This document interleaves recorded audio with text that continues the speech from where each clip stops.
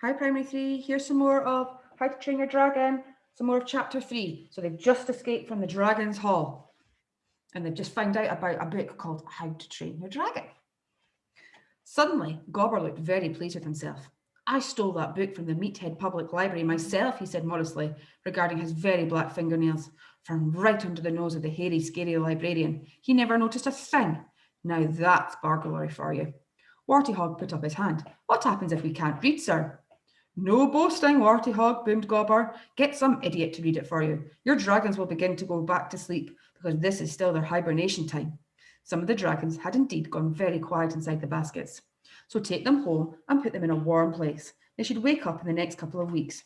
You will then have only 4 months to prepare for Initiation Day at Thursday celebrations and the final part of your test. If on that day you can prove that you have trained your dragon to the satisfaction of myself and other elders of the tribe, you can finally call yourself a hooligan of Berg. The boys stood very tall and tried to look like proper hooligans. Heroes or exile, yelled Gobber the Belch. Heroes or exile, yelled 8 boys fanatically back at him. Exile, thought Hiccup and Fishleg sadly. I hate being a Viking, panted Fishlegs to Hiccup as they stumbled back through the bracken to the hooligan village. You didn't really walk on the island of Berk. You waded through heather or bracken or mud or snow that clung onto your legs and made them difficult to lift.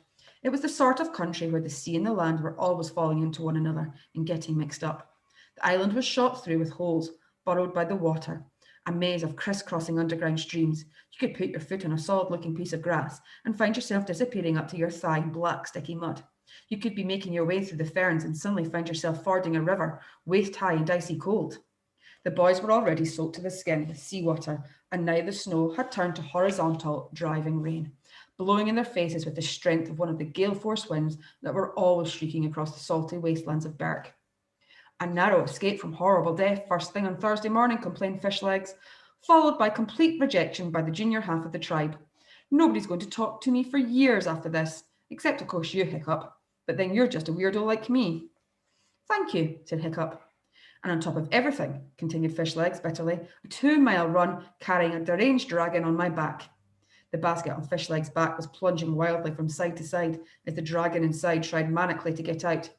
And only a dinner of horrible limpets to look forward to at the end of it. Hiccup agreed it wasn't a delicious prospect. You can have this dragon back if you like, Hiccup. I warn you, they're filthy heavy when they're wet and cross, said Fishlegs miserably. Gobber's going to go off like a typhoon when he finds out that you haven't got a dragon. But I have got one, said Hiccup. Fishlegs stopped and began to take the basket off his back. I know, it is yours really, he sighed wearily. I think I'll just go straight past the village and keep on running till I reach somewhere civilized. Rome, perhaps. I've always wanted to go to Rome, and I haven't got a hope in Valhalla of passing initiation anyway, so... No, I've got another one in my basket, Hiccup insisted. Fishleg's jaw dropped open in disbelief. I got it when I went back into the tunnel, explained Hiccup. Well, blister my barnacles, said Fishlegs. How in Thor's name did you know it was there? It was so dark you couldn't see the horns in front of you. It was weird, said Hiccup. I sort of sensed it when we were running down the tunnel.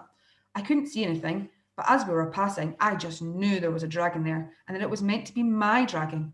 I was going to ignore it, actually, because we were in a bit of a hurry. But then you said about not having a dragon, and I went back and there it was, lying on the shelf in the tunnel, just as I'd imagined it would be. Well, jigger my jellyfish, had Fishlegs, and the boy started running again. Hiccup was bruised all over, shaking from shock, and he had a nasty dragon wound in his calf, which was stinging like crazy from the salt water. He was freezing cold, and there was an irritating bit of seaweed in one of his sandals. He was also a bit worried, because he knew he should not have risked his life trying to get a dragon for Fishlegs. This was not the act of a Viking hero. A Viking hero would know not to intervene between Fishlegs and his fate. On the other hand, Hiccup had been worrying about dragon catching day for longer than he could remember. He had been sure he would be the only one to come back without a dragon, and shame, embarrassment, and an awful exile would follow. And now here he was, a Viking warrior with a dragon. So on the whole, he was feeling fairly pleased with himself. Things were looking up. You know, Hiccup, said Fishlegs a little later, as the wooden fortifications of the village appeared on the horizon. That sounds like fate, you sensing the dragon was there like that. This could be, meant to be. You could have some sort of wonder dragon in there, Something that makes a monstrous nightmare look like a flying frog. You are the son and heir of Chief Stoic after all, and it's about time fate came in with a sign about your destiny. The boy stopped, puffing with exhaustion. Oh, I'm sure it's just a common in our garden that wandered away from the rest, said Hiccup, trying to sound careless, but unable to keep the excitement out of his voice. He could have something marvellous in there. Maybe old Wrinkly was right. Old Wrinkly was Hiccup's grandfather on his mother's side. He had taken up soothsaying in his old age, and he kept on telling Hiccup how he had looked into the future and that Hiccup was destined for great things. This amazing dragon could be the beginning of his transformation from ordinary old Hiccup, who wasn't particularly good at anything, into a hero of the future. Hiccup took up the basket off his back and paused before opening it. It's very still, isn't it? Said Fishlike suddenly, less certain of the fate theory. I mean, it isn't moving at all in there. Are you sure it's alive? It's just very deeply asleep, said Hiccup. It was stone cold when I picked it up. Suddenly he had a strong feeling that the gods were on his side. He knew that this dragon was alive. We'll stop there and just finish off the end of chapter 2 on Friday. Speak to you later. Bye.